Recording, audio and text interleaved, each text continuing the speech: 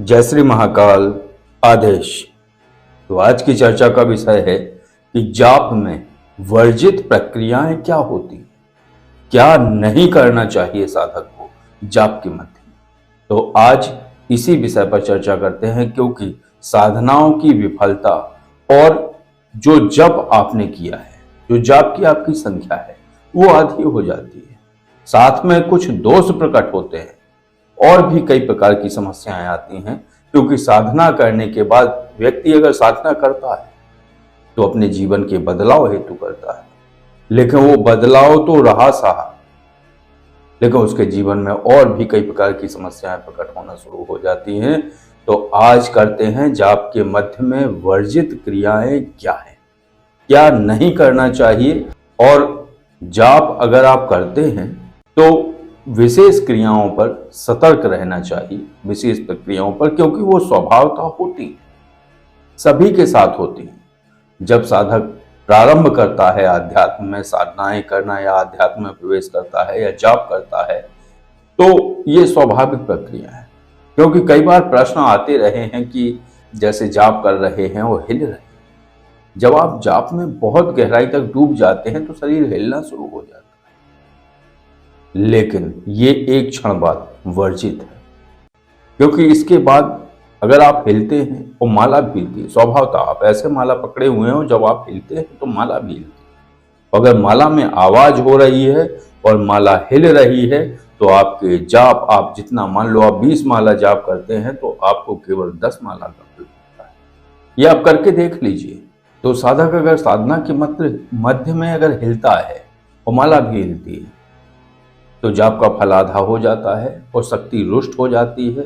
इस वजह से वो सिद्धि से वंचित रह जाता है। दूसरा वर्जित कारण है कि अगर जाप के मध्य में, क्योंकि ये सब होता है मदांध होकर जाप करने से, जब आप डूबते नहीं हो, शारीरिक थकान की वजह से सो जाते हैं, अर्ध चेतन अवस्था हो जाती है, आधे आप जागृत होते हो, आधे आप सुषुप्त होते हो, तब ये स्थितियां बनती हैं। क्योंकि आपका ना जाप की तरफ ध्यान है, ना शक्ति की तरफ ध्यान है, आप खो गए हो।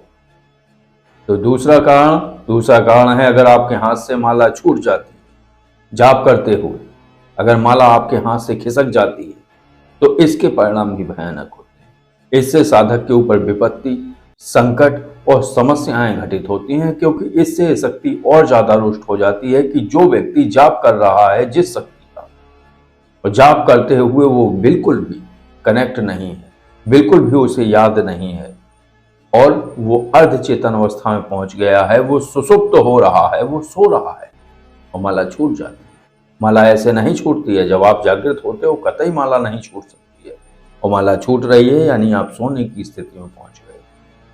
तब फिर विपत्ति, संकट और समस्याएं उसके जीवन में प्रकट होना शुरू हो जाती हैं, क्योंकि वो जाप कर रहा था जीवन में बदलाव हेतु, लेकिन ये उल्टा घटित होना शुरू हो। तो तीसरा कारण है कि जाप के मध्य एकदम जल्दबाजी में जाप हो रहा है, भागने की पड़ी है, उठने की पड़ी है, या घड़ी बार बार देखी जा रही है, इस चक्कर में माला में गांठ लग जाती या कोई और समस्या हो जाती, और फिर माला अगर टूट जाती है तो जिस वजह से जाप किया जा रहा है उसका विपरीत फल मिलेगा।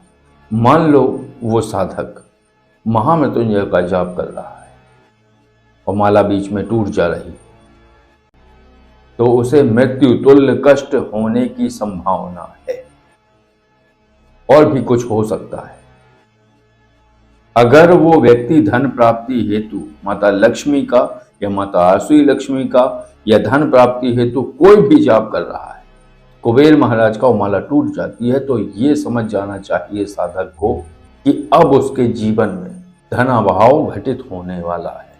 तो सबसे बड़ी बात है कि माला के टूटने पर बड़ा भयंकर दोष घटित होता है। तो माला ना टूटने पाए, माला का सुमेरु के बाद जो धागा होता है वहां नजर रखें, और माला पे नजर रखें। माला का सूत अगर काफी समय से है, काफी पुराना हो गया है, तो उस माला को दोबारा से प्रार्थना करते हुए वहां से सूत तोड़कर उसके मन के निकलकर दोबारा से नए सूत में उसको गूंथें और गूंथने के बाद उस माला से 11 माला नवाण मंत्र 11 माला ओम नमः शिवाय का जाप करें और जो है वो माला को शिवलिंग पर पहना दें। वो दोबारा चार्ज हो जाएगी, दोबारा रिचार्ज हो जाएगी, उससे आपकी फिर से ऊर्जा जुड़ेगी।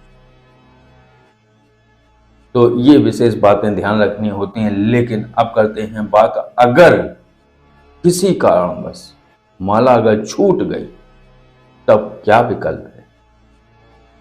तो सबसे पहले जिस मंत्र का आप जाप कर रहे थे तो खड़े होकर एक पैर से वो मंत्र 108 बार जप, हाथ जोड़कर उंगलियों के सहारे गिने 108 बार जपना है और सिर रख के प्रणाम करना है और शक्ति से क्षमा प्रार्थना करनी है। इस प्रकार करने के बाद आप 21 माला जाप करके हाथ में जल लेकर वो संपूर्ण जाप और शक्ति को संकल्प कर, ये है विकल्प।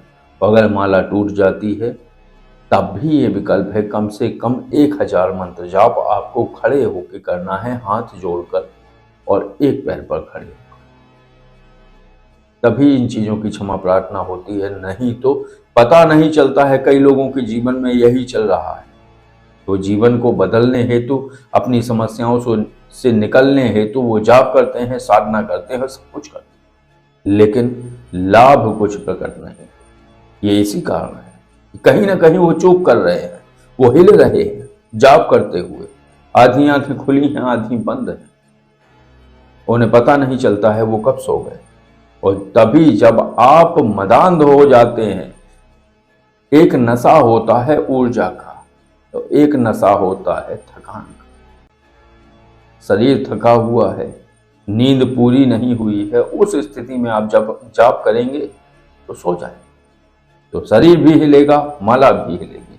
अगर माला से आवाज आ रही है जाप करते हुए खट खट खट खट, तो ये भी दोष घटित करता है। तो बड़े सौम्य तरीके से माला करें। इसीलिए तो वो गौमुखी में माला रख के जाप किया जाता है कि आवाज ना आने पाए, माला हिलने ना पाए। तो कोशिश ये करिए कि नीचे एक प्लेट रखिए, उस पर माला ऐसे टिका के अपना धीरे धीरे आंख बंद करे रहो, चाहे आंख खोले रहो, उच्चारण सहित जाप करो। कोई मन में जाप नहीं करना है, मन का जाप बहुत खतरनाक होता है। तो मन में अगर आप जाप करते हैं तो ध्यान रहे, क्योंकि मन के जाप में संख्या पूरी हो ही नहीं सकती। थोड़ा उच्चारण हो चाहे हल्के सुर में, तो इस तरीके से आप जाप करेंगे, निश्चित रूप से आप लाभान्वित रहेंगे। बस हिलना नहीं है, माला हाथ से छूटे ना और माला किसी भी स्थिति में टूटे ना। इन तीनों जो है कमियों पे विशेष ध्यान रखिए और इन पे अगर आप सुधार करते हैं तो निश्चित रूप से आपको पूरा लाभ मिलेगा। क्योंकि माला अगर आप हिल रहे हैं तो आधा जाप मिलता है, शक्ति नाराज हो जाती है। लेकिन अगर माला में गांठ लग गई या माला हाथ से छूट गई तो ये दोषपूर्ण है। इसमें तो सीधी समस्या घटित होती है, जाप का फल तो मिलना ही नहीं है कुछ, और विपत्तियां और समस्याएं प्रकट होंगी। अगर माला टूट गई तो फिर उसका जो आप जाप कर रहे थे, जिस लिए कर रहे थे, उसका विपरीत फल मिलेगा। तो बस आज की चर्चा को विराम देते हैं। तो जब भी आप जाप करें ध्यानपूर्वक और सतर्कता से करिए और सजग होकर करिए। और अगर आपकी जाप करने के मध्य अगर कोई ख्याल हो तो शक्ति के दर्शन का हो, शक्ति को आप जो है मानसिक रूप से जो है उनकी छवि को निहारें और मानसिक रूप से उनका स्मरण भी करते रहें और जाप, और अन्य ख्यालों को हटाने का प्रयास करें। उन ख्यालों में कतई नहीं डूबना है। बस तो आज की चर्चा को विराम देते हैं। इस प्रकार से आप जाप करेंगे तो निश्चित लाभान्वित होंगे। आदेश। जय श्री महाकाल।